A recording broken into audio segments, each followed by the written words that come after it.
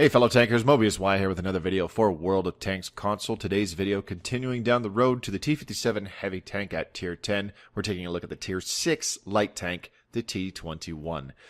This tank wasn't as much of a pleasant surprise as the M7, but I definitely was taken aback with how well I was able to gel with this tank. So this first game here on Live Oaks, I'm with a platoon. I've got Abstruse Squid, a fellow clanmate, and DG Darkness, a recent buddy of mine, also playing Tier 6s with me. We are very bottom tier, but we're still able to pull off a decent game here, and pulling in some silver and good XP for continuing to grind. So as the gameplay progresses, keep an eye on how differently I play this from the M7 as a kind of shoot and scoot and run and gun pest. As this thing, I kind of played it more as a support tank. Still a light tank first, but a bit more of a support tank. Kind of like you would a medium. So as this game progresses, I'm going to discuss the pros and cons of the T21 as well as highlight the differences over the M7. Starting with the differences, the biggest thing people might notice that the T21 has over the M7 is that it's slower. It definitely is. Its top speed is only 54 kilometers per hour as opposed to the M7 having 60 kilometers per hour. It's not a huge difference on paper, but it's definitely noticeable. The other big difference that the T21 has is that it's pretty bloody big, especially compared to the M7. It's pretty much the size of a similar tiered medium tank, minus the extra flexibility and hit points that a medium tank of this tier would have. The T21 only has 600 hit points, so that's really only an improvement of 250 hit points. It's nearly double the hit points that you have on the M7, but still, because it's a light tank, comparing it to things of its tier, it's pretty low on those hit points. So those are largely the key differences between this and the M7 that you'll notice, and those are the more negative differences that you will see when contrasting it to the M7 a tier prior. The improvements that this tank has over the M7, the gun is much more consistent in this tank. Not only the stock gun, but also definitely the fully upgraded gun. All the guns that you mount on this tank are 76mm guns, so they perform very similarly to the top 75mm gun on the N7, which is the one that I don't recommend you use since it has much lower penetration compared to the 6-pounder that I suggest you use in the M7 review video.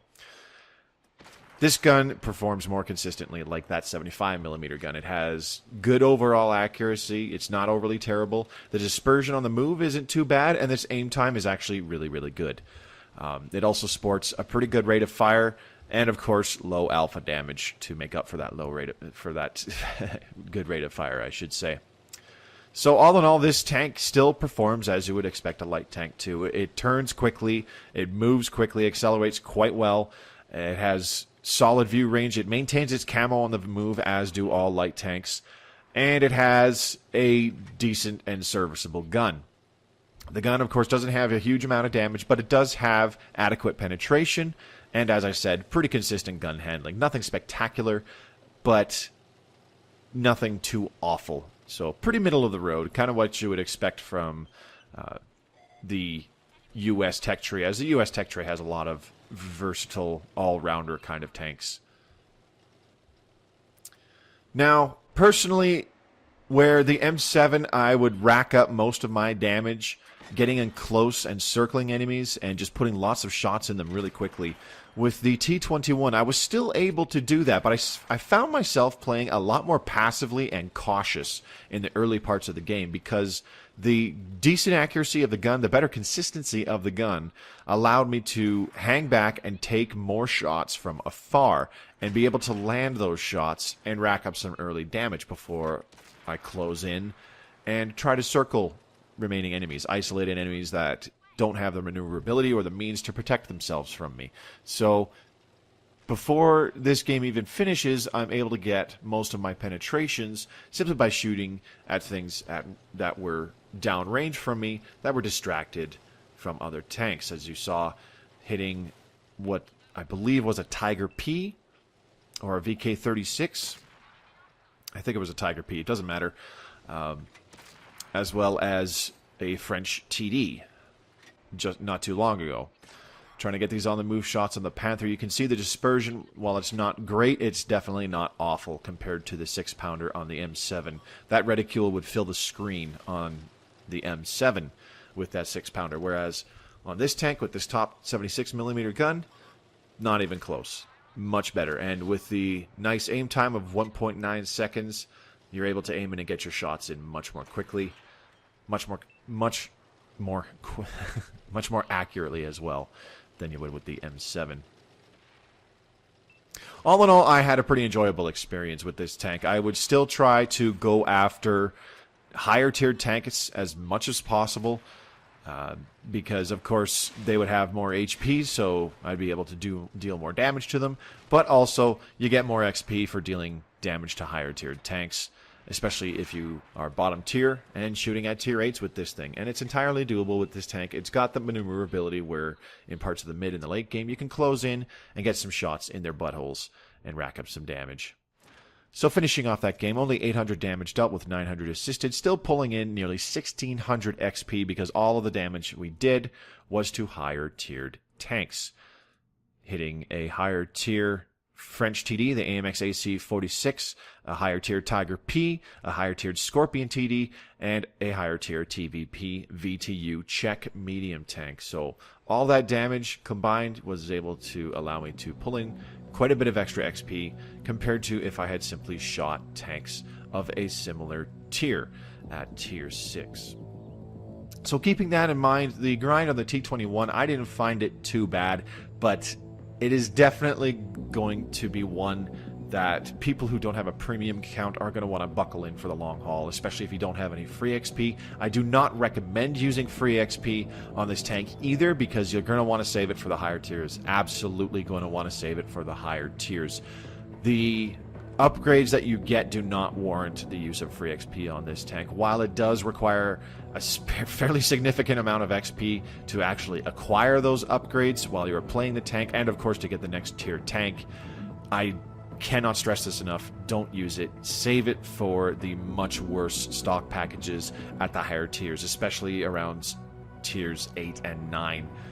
Because the upgrades on this particular tank, they just don't warrant you using up your precious pool of free XP. Speaking of packages, let's go ahead and take a look at them. So the first package on the T21's completely stock. You start off with a 76mm gun, the M1A1L. This gun will stay with you until it's fully upgraded. You get the 4GAA engine, the 4GAA engine, and that gets upgraded in the very first package to the 4GANA engine. You also get the track and radio upgrade with this first package, so it's not hugely expensive. It was only about 12,000 XP, and this final package will be about another 18,000 or so. This gives you the gun upgrade, the 76mm M1A2L gun. This package will be about 18,000, totaling to about 30,000 XP to fully upgrade the tank, and then you need nearly another 70,000 to research the T71. So you need about 100,000 just to elite the T21. So you could be stuck on this tank for quite a while, but I cannot stress this enough. Do not use your free XP on it. It is not worth it.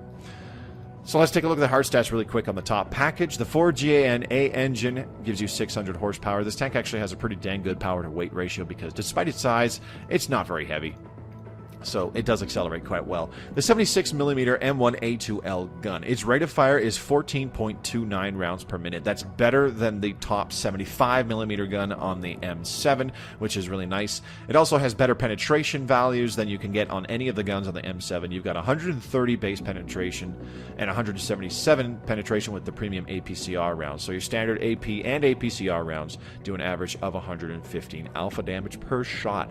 Not a huge amount, but you can rack up a decent amount of damage, up to about 1,000 damage with a fairly quick 7 or 8 penetrations, and then you're looking fairly pretty. You could be sitting at about 900 or 1,000 damage with just a few quick penetrations. HE rounds, only 38mm of penetration for 185 damage. You can still carry a few of those because this tank does carry quite a bit of ammo. As I said, the consistency of the gun is really nice, starting with the handling of the aim time, 1.9 seconds of aim time. That is extremely good. The overall accuracy is 0.36. That's average, not bad average. That's actually pretty good average. As I said, this tank scoots around pretty nicely and is able to maneuver very well. Its traverse speed with the tracks 60 degrees per second, which is great, not unexpected for a light tank. The turret traverse is 42 degrees per second. Excuse me, I'm having trouble talking apparently.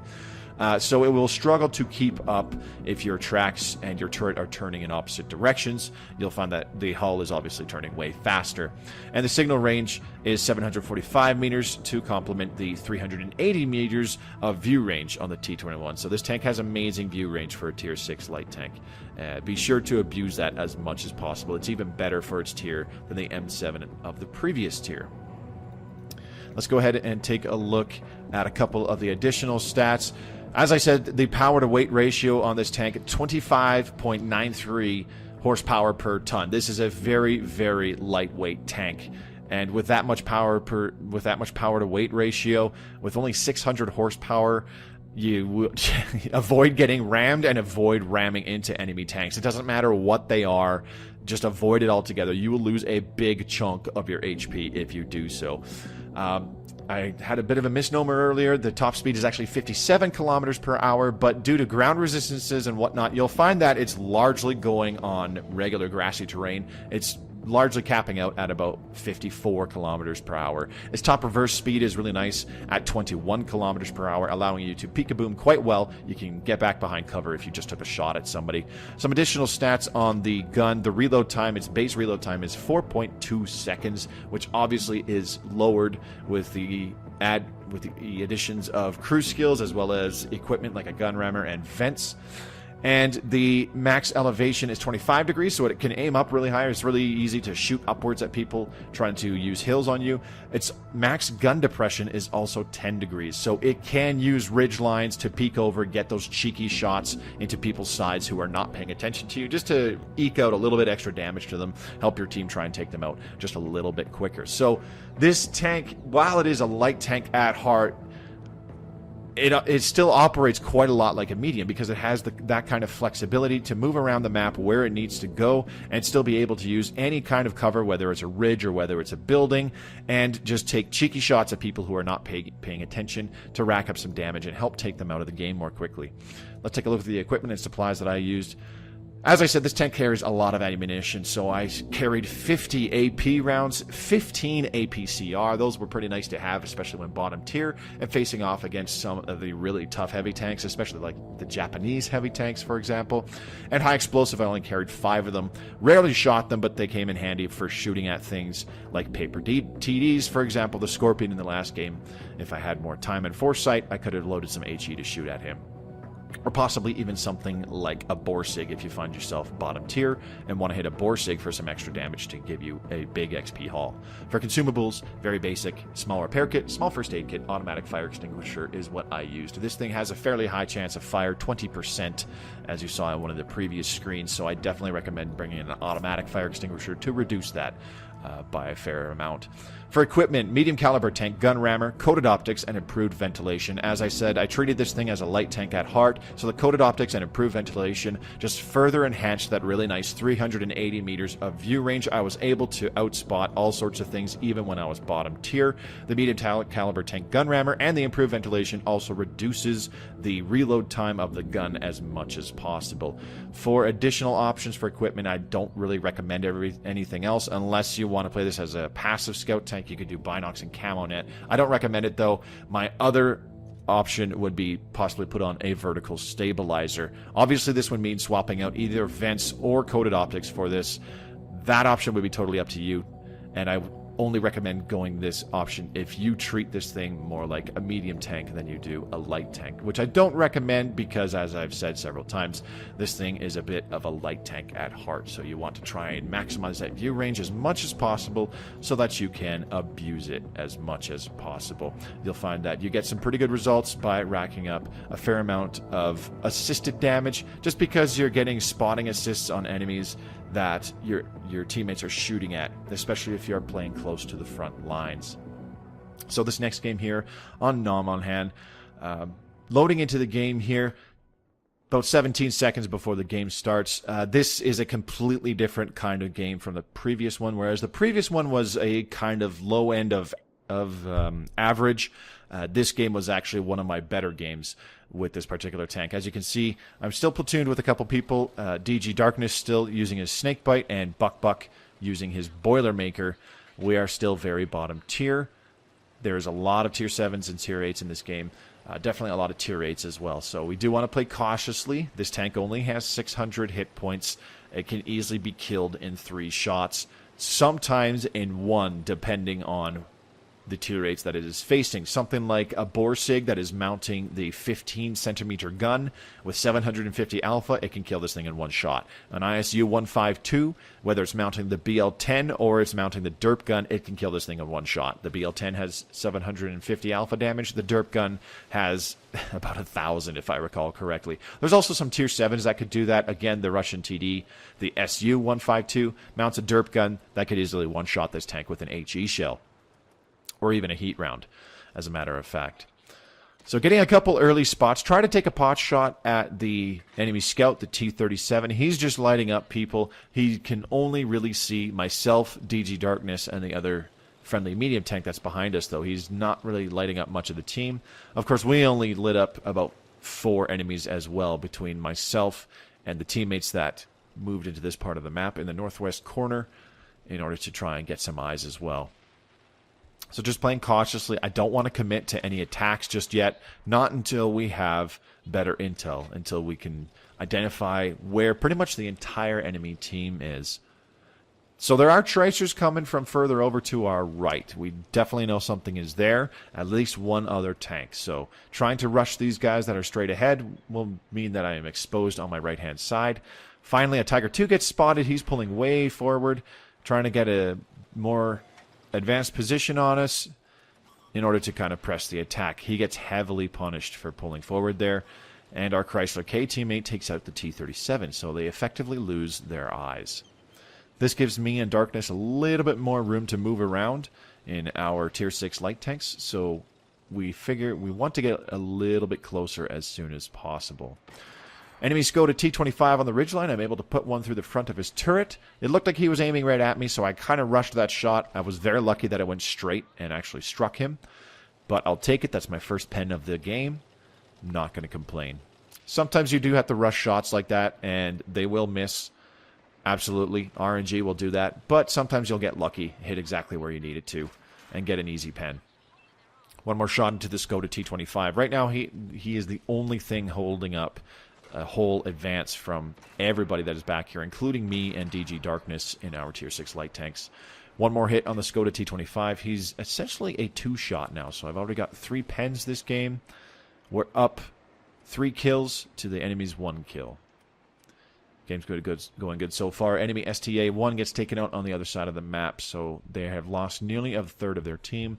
Our team is quickly getting an advantage across the entire map over here. So the Skoda T25, he's playing a lot more cautiously now, so this gives us some room to maneuver. He's not poking over and spotting us, breaking his own line of sight by trying to stay hidden. So this gives me and a couple teammates an opportunity to push forward to this next set of rocks, trying to get angles on these enemies to our right. We've got an enemy ISU 152 and an enemy Tiger 2 that are in a pretty forward position. Darkness is going in after the Tiger 2.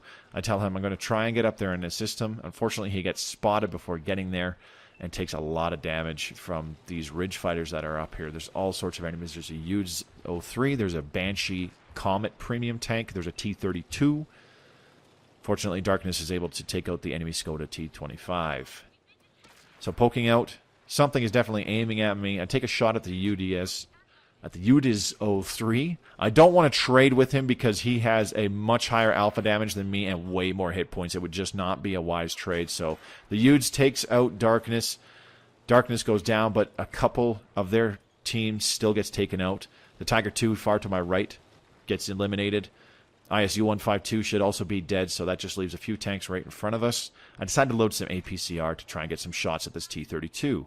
He's way exposed. Magically, I put one in his lower plate. Try to aim again. It doesn't go through this time, since it's hitting at such an obscure angle. The APCR just does not want to cooperate at an angle like that. Since the Banshee was looking at me, I wanted to back off. I switched back to my standard AP rounds, just trying to play it safe. Now with the UDS 03, pulling back, I'm able to push forward. Nobody was spotting me until that T-32 came around that corner. Our Minuteman takes him out just as he exposes himself. I was thinking about getting my own shot off, but I didn't pull the trigger on it in time. He got taken out before I was able to shoot him. So I decided to commit on the UDS 03. He's pretty much by himself. Going to try and get him in a couple shots. The Banshee behind me is after me as well, but I've got some support. I've got an SU-152 teammate that comes in to help me out. He takes out the UDS 03, but unfortunately he's going to get circled to death by this enemy Banshee. So I am horribly outmatched in this fight. This Banshee still has more HP than me. He's got a higher alpha damage gun, so I figure I'm just got to try and stick it out until I get some support. The IS-3 comes in, puts a shot in him, and gets in the way of the Banshee. The Banshee runs into him. So thankfully surviving that fight. Pull forward. There's just this Borsig left, so I load some HE. First shot goes into his tracks for only 72 damage. So I put one into his turret, 179 damage plus damage on his gun. Autolock another one, 189 damage. One more HE into his turret, 174 damage. So those HE shells, they do come in handy if you're shooting at something very thinly armored. As I said, for example, a Borsig. That's a lot of extra damage to a much higher tiered tank. So I was able to rake in a bunch of XP for that game.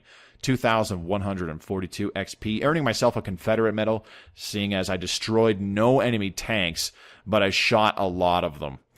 2,019 total damage dealt, only 307 assisted, as I had only about 2 or 3 spotting ribbons. But nearing the top of the team, the Chrysler K beating us out because he had a significant higher damage count than we did. But still not complaining. That's a pretty dang good haul for a bottom tier Tier 6 light tank in a heavy Tier 7 and Tier 8 game.